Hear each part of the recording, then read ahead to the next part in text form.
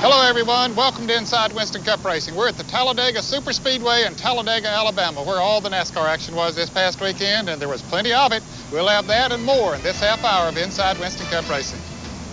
The final carburetor restrictor plate race of the 1992 season was filled with fuel mileage, pit strategy, and plenty of high-speed freight trains. Ernie Irvan came back from a lap down with a cut tire to pick up the win in the Diehard 500. We'll have all the action coming up. And we'll take you to a camp for kids that is out of this world. Morgan Shepard and other drivers help raise money for underprivileged children at the United States Space Academy in Huntsville, Alabama. You'll get a guided tour. Ernie Irvan outdrafted the field in the Fram Filters 500K at Talladega for his second straight Busch Grand National win. It was the first time ever for the PGN cars on the Super Speedway at Talladega. We'll have all of that and much more coming up. Inside Winston Cup Racing is brought to you by coal-filtered Miller Genuine Draft and Miller Genuine Draft Light, taking the country by storm, and by Goodyear, #1 in tires.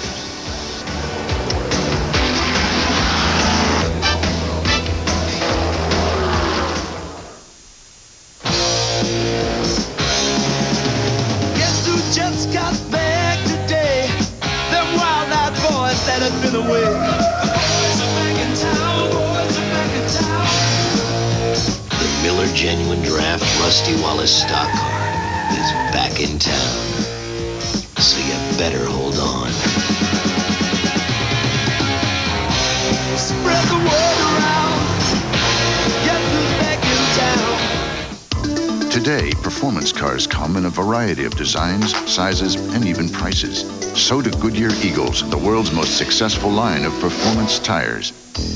There are all-season Goodyear Eagles, new ultra-performance Goodyear Eagles. There are Goodyear Eagles for the classic and for the contemporary. No matter what performance car you own, there's a Goodyear Eagle priced for you. It's another reason we say the best tires in the world have Goodyear written all over them. Hey, Chris, toss me Mellow Yellow. Oh, great. You're kidding. Hey, don't worry about it, guys. I'll go back. Yeah, we'll see you sometime next week. That's 60 miles back. When you've got a real thirst, nothing can keep you from the ice-cold citrus taste of Mellow Yellow. No mountains high enough, no ditch deep enough, no road rough enough. Mellow Yellow. There's nothing mellow about it. Hey, Kyle, how'd you get back so fast? Me and the Hummer took a little shortcut. What does a high-speed turn at Daytona have to do with a left turn on Elm Street?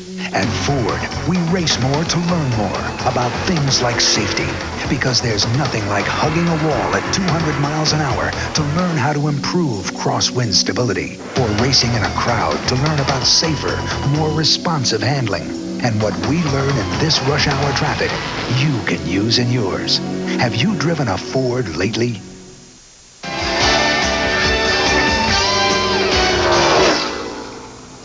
Davey Allison was the big story leading up to the Diehard 500. Of course, his big crash at Pocono and the injuries he received as a result of it. But he was here. For more on that and highlights of the Diehard 500, let's go to Randy.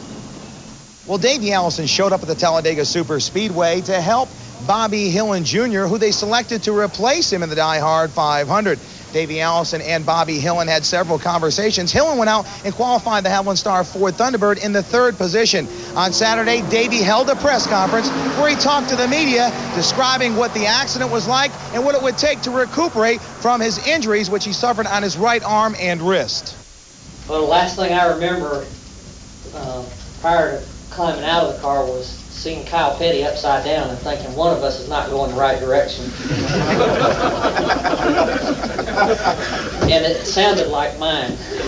Well, they're broken bones 6 to 8 weeks, you know, and that can change in rehab as to how fast the bones mend or whatever.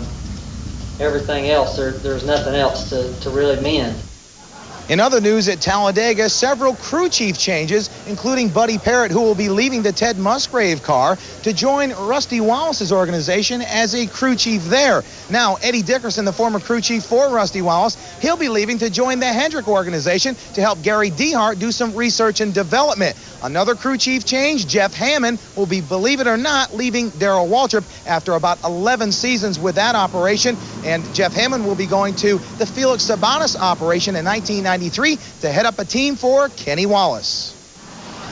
The Diehard 500 rolled off the line with the injured Davey Allison aboard the Haviland Ford, and Sterling Marlin at the head of the field looking for his first ever career Winston Cup win. Just 2 laps in, Ernie Irvin found himself in a hole as he had to pit with a cut tire, which put him a lap down. It took only 6 laps before the first of 2 yellow flags in the 188-lap race waved because of a brief shower. And for Davey Allison, it was a blessing from above, as relief driver Bobby Hillen and Davey were able to make the exchange without losing a lap. Yeah, Bobby, the car really felt good. I mean, it drove good in traffic, drove good around other cars. I didn't feel any problems with it at all. Y'all just take your time out there, keep your eyes looking way ahead, and everything's going to be all right. You got a good shot at winning this race. Okay, 10-4, Davey. After the caution, Irvin and Hillen hooked up and headed out after the lead draft without any help from anyone else as they began to run down the leaders. Meanwhile, up front, it was a freight train that included Ricky Rudd, Sterling Marlin, Dale Jarrett, and others, including Dale Earnhardt, who had come from his 30th starting spot to chase down the front runners. But right after the first round of green flag pit stops, Earnhardt's Chevy lost an engine for the second straight race, possibly dashing his hopes for a 6th Winston Cup title. As the race hit the 1/3 way mark, Irvin had left Hillen hanging and found his way past leader Rudd to get back on the lead lap. Caution number 2 on lap 70 assured Irvin of a shot at the win. Dale Jarrett took his Interstate Battery Chevrolet to the front with Sterling Marlin right on his heels, but the draft was too big to overcome. By the halfway mark, it was a 25-car pack, all trying to pick their way to the top spot. But it was Hillen who had the patience as he picked his way to the front and took the lead on lap 85. The pack would dwindle to 4 after green flag pit stops shook out with Hillen, Marlin, Bill Elliott, and Irvin running nose to tail. But Elliott failed to hold on, and by the final stops of the day, only Ernie, Sterling, and Bobby were left on the lead lap. Irvin got track position on Marlin, and he looked for help from Ricky Rudd. Sterling looked to his teammate Bill Elliott, but Elliott was unable to push Marlin to the front, and Irvin captured his 3rd win of 1992. Hillen finished 3rd, allowing Allison to regain the Winston Cup points lead by 1 over Elliott. Talk about the help you got out there. Tony Glover, I think, spent more time in the 28 and the 22 pits than he did his own for a while there today. He did a good job inside trying to get you hooked up. What about the strategy out there on the track? Well, what they said and what they did was 2 different things. So when they didn't want to do what we wanted to do or asked them what we thought they might want to do, we went ahead and just passed them. Just said, well, if you don't want to do what we want to do, we'll just pass you. And car drove great, had a lot of power, and you know, it's like anything. It's still Ford against General Motors.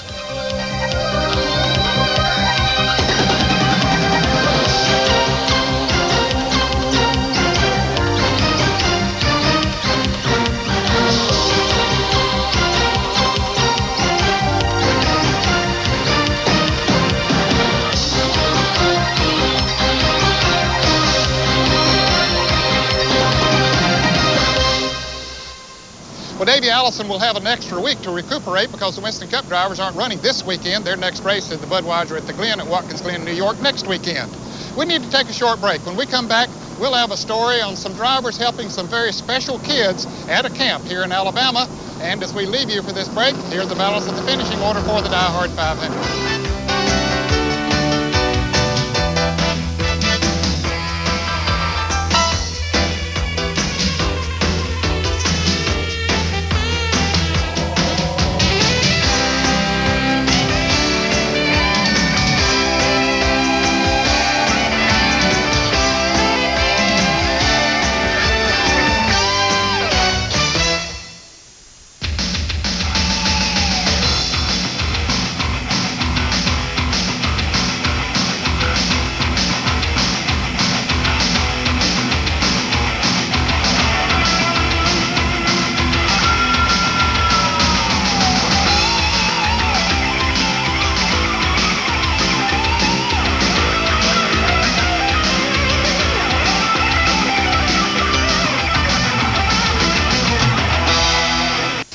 In the war against termites, nobody packs more power than the exterminator.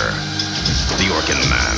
And now his newest weapon makes him more powerful than ever. The exclusive Orkin Foam System. Orkin Foam reaches vulnerable areas more effectively than other methods. It penetrates more completely to stop termites cold. Guaranteed. And only the exterminator has it. The Orkin Man. One call destroys them all. I feel it makes a very big difference to have the right oil in your automobile. You've made an investment in an automobile, so you should use a quality lubricant to protect that. I would recommend Pennzoil to anyone. The same quality Pennzoil that goes into this race car, you can also use and buy right off the shelf and put in your own automobile to drive on the street. Pennzoil is the only product I've ever used. The investment I've made in my automobile is going to be worthwhile because of Pennzoil's protection. Pennzoil, performance, protection, and quality. Coming up Sunday morning on race day at 11:30 Eastern, we'll have the latest news from the garage area as the Indy cars prepare to tackle the high-speed Michigan International Oval. The AC Delco Challenge Series will be awaiting the green flag in Canada, and we'll have highlights from the latest Busch Grand National event. So join us for all this and much more. Race Day, 2 different editions, 11:30 a.m. and 8:30 p.m. Eastern, TNN Motorsports Sundays. Today, live on TNN Motorsports. It's the 25th anniversary of the ASA AC Delco Challenge Series, and the action never stops. While former champ Mike Eddy plays cat and mouse with the next generation, superstar Bob Seneker overcomes the pitfalls to show what legends are made of. And whether coming or going, one thing's for certain. Canada loves ASA. Up close and personal, live from Ontario. Players Limited 300 today, 2 p.m. Eastern, live only on TNN Motorsports.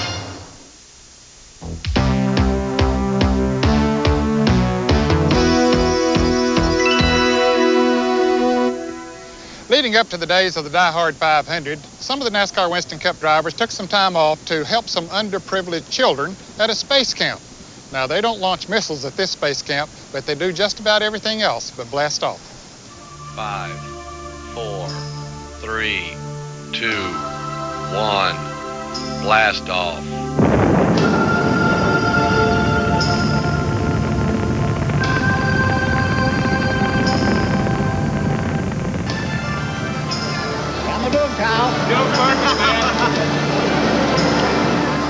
Yes, that is Morgan Shepherd. And that out-of-control person is Ricky Rudd. Now, you would think that the U.S. Space and Rocket Center in Huntsville, Alabama, would be the last place you might find your favorite NASCAR pilot. But whenever there is a cause that they can lend their presence to, they're always there, even if it means trading in a driver's suit or a space suit. It's called Space Camp, and each year thousands of kids ranging from 4th grade to college come to Huntsville, Alabama to experience the thrills and the challenge of space exploration without ever blasting off. This is Mission Control. Okay, Commander, panel L1, locate Freon pump. Got it. Loop 1 to A, loop 2 to B. And the red light goes off. It's kind of, I guess, been a kept secret. I really didn't know much about Space Camp till about a year ago. A friend of mine's kids went through there. But it's just a neat place. It's a good place for kids to go for a week or two out of the summer and enjoy themselves. And if you like flying, even if you don't like flying, I guess, you like space, that's the place to go and learn about it. The drivers were on hand to help raise money for underprivileged kids, which might not otherwise be able to afford Space Camp, which can range from $500 and up for a week's stay. A worthwhile cause because Space Camp is literally out of this world. Oh man, they do just about everything you could possibly imagine. We have simulators we have the multi-axis, which you saw Ricky and some of those guys get on a while ago. And that was based on a simulator that was used in the Mercury program. We have machines here that simulate what it's like working in space. If you're out doing an extravehicular activity, the constraints you're under, even though you're weightless and you can move in almost any position, it's very tough to even unloosen a bolt. You know, it's not like they've got some of these high-speed jackhammers that they use at the racetrack. They get to experience what it's like to actually sit in a space shuttle. We have 5 full-scale space shuttle mock-up cabins here. 2 of them are motion-based so that they actually get the sensation of moving. boy, you name it in the space program, and these guys get to look at it. There are 11 different programs depending on a person's age. The younger kids are required to build and launch their own rockets, as well as participate in a simulated space shuttle flight and a mission to Mars. Explorer, this is Flight Control. We see that you have undocked and you are backing away from the space station. Stand by for engine ignition to boost you back to Earth. The camp has counselors that teach kids the principles of rocketry, propulsion, space science, and the history of space. It's a little like school, but you get to learn a lot of things that you wouldn't normally learn, and you get to do a lot of fun stuff in the process. Is it like math and science? No. You have to take a test every day and stuff, though, but other than that kind of stuff, it's pretty fun. Yeah, but so what? I mean, you have to take a test every day, but then if you don't do well, then what happens? Nothing. Nothing really. We had to take a test to find our positions in like the simulator and stuff. And I mean, that was the only like thing that was like really difficult, and the lectures were kind of boring. But besides that, it's been like all fun. Would you come back here again? Yeah. You recommend it to other kids? Yes. Very much, yeah. They have their own housing habitat, complete with everything needed for a week's stay in space. They might even get a chance to see some famous astronauts, like Alan Shepard. While at the Space Camp and Rocket Center, Morgan Shepard met Mike Mullane, one of the most experienced astronauts in the Space Shuttle program.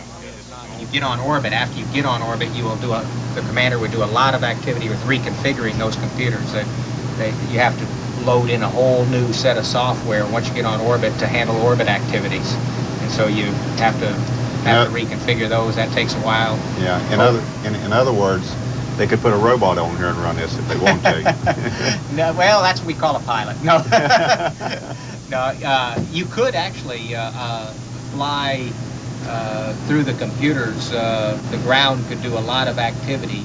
There are some things, though. I thought it was very interesting there at the Space Camp, especially all they do for the kids and everything, and especially when I sat in the simulator or whatever it was, the space shuttle, and looked at all the instrumentation that they've got to read and all the switches. And I asked Mike, I said, how in the world can you remember what all this stuff is and understand it all, you know? But he said, you know, if you could spend 1,000 hours in this, that you'd know what every one of them was.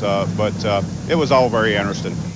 I see the great similarity between this business and the shuttle businesses and the teamwork. Nobody does it by themselves, and nobody does it by themselves in the space business, and that you can just see the parallels there. It really takes a team effort. Everybody has to do their job just exactly correct before you get a shuttle airborne safely or before you win a Winston Cup Series race. So you see a lot of parallels in that. From time to time, we like to show you some of the things that the drivers do for charity in the various communities that we go to. Believe you me, we don't get to show you everything they do because they get a lot of requests.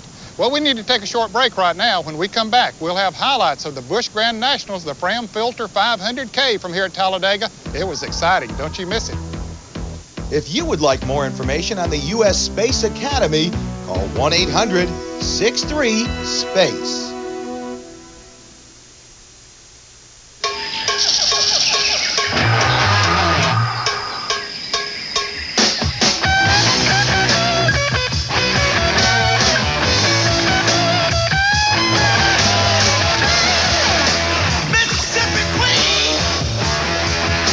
With cold-filtered Miller Genuine Draft, the world's a very cool place.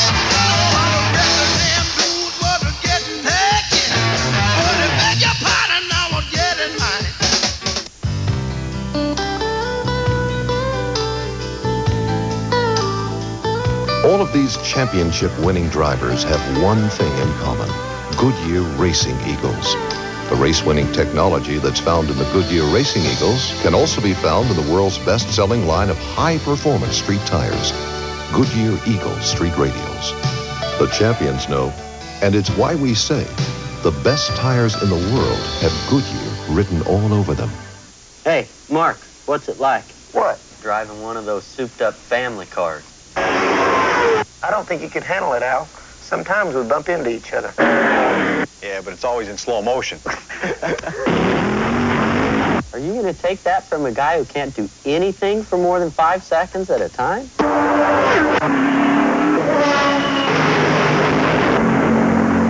turn and face your accuser, Joe. I don't have to turn, man. I'm a drag racer.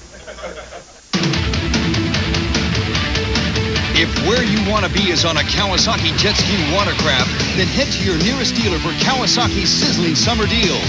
Factory-to-dealer incentives make this summer the hottest ever to pick up a Kawasaki jet ski watercraft. We're talking up to $400 off on selected models. But you better hurry, as these special incentives are only good for a limited time. Call for the dealer nearest you and dive into the summer with your best deal on the water's best ride. All day, all night, all music. CMT, Country Music Television. All right. Clint Black and Alan Jackson back to back. Monday, a hot August night on TNN. After their first visit to the Super Speedway in Talladega, Alabama, the Busch Grand National Series returns to the short tracks with a stop at Indianapolis Raceway Park. Bobby Labonte is the defending champ, and we'll have all the highlights of the Kroger 200. We'll also talk to motorsports journalist Tom Higgins. After 30 years in the business, this man has seen and written it all. Right now, Kenny Wallace is battling for a Busch Grand National Championship, but he already has one eye on his Winston Cup career. He'll team with veteran crew chief Jeff Hammond for the 1993 Winston Cup season. We'll talk to Kenny about the present and the future.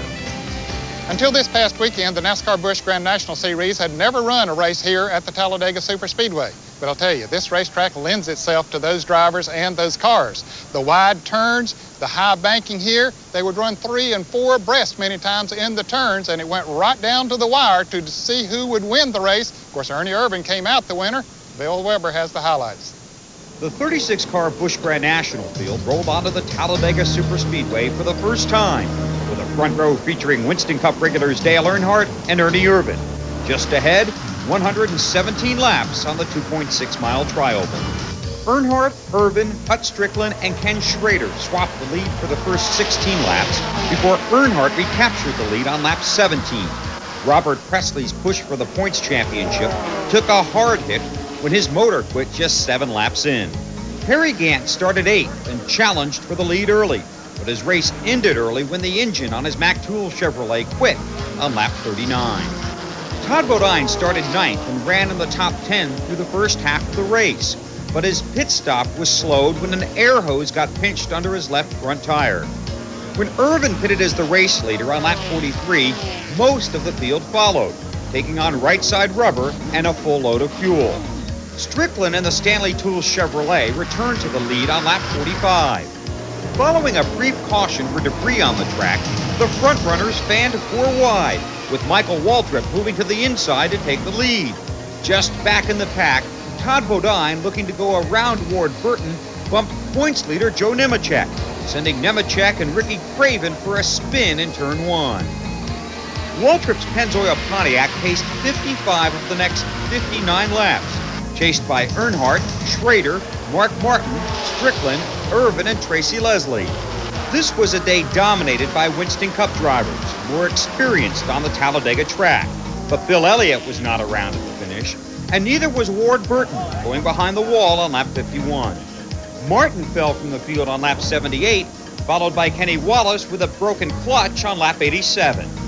Jeff Purvis started 27th, but staged an impressive march through the field, running inside the top 10 for the final 60 laps. 2 late race cautions kept the competitive field close. Stanley Smith spun in turn 3 on lap 100, then recovered to finish 19th. And Red Farmer crashed Davey Allison's car with 5 laps left. The green came out with 3 to go, setting up a thrilling final lap. Irvan pushed past Earnhardt to take the lead, leaving Earnhardt, Waltrip, Strickland, Bodine, and Leslie all trying to catch Ernie's Kodak car. But Irvan fended off the field for his 2nd straight Busch victory. Waltrip was a half a car length second, then Bodine, Earnhardt, and Strickland. Just had to try to put myself in a position to win it, and we're fortunate enough to have a lot of guys give us a hand. My hat's off to Michael. He led a lot of the race, and he got shuffled back, but he helped me win the race, so hats off to him.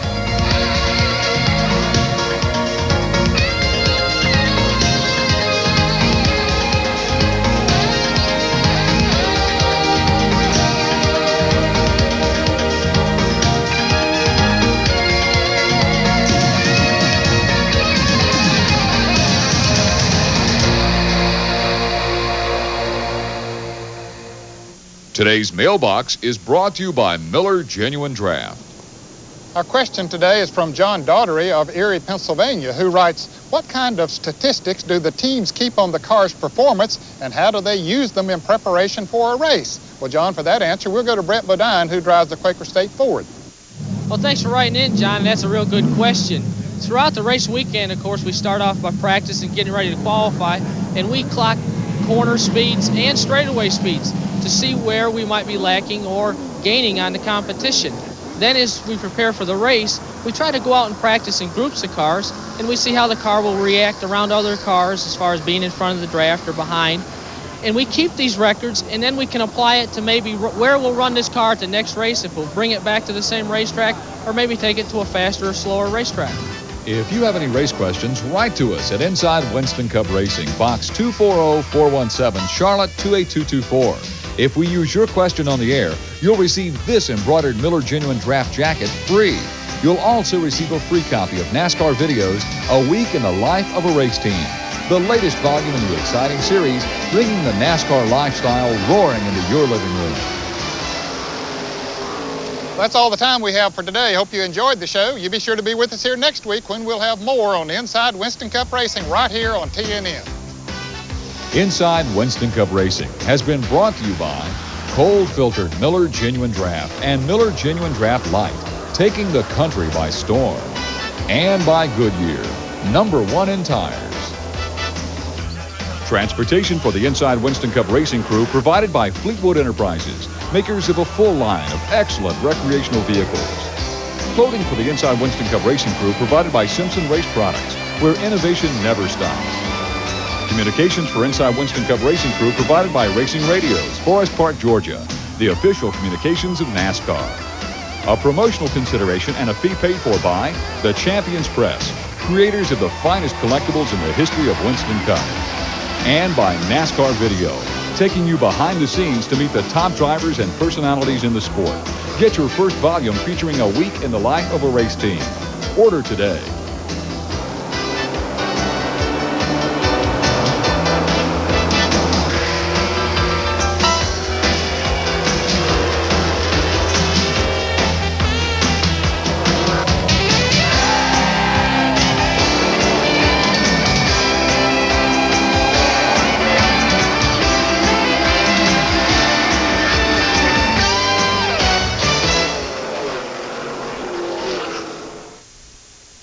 All day, As long as you belong to me. all night, all music. I feel lucky today. CMT, Country Music Television. All right.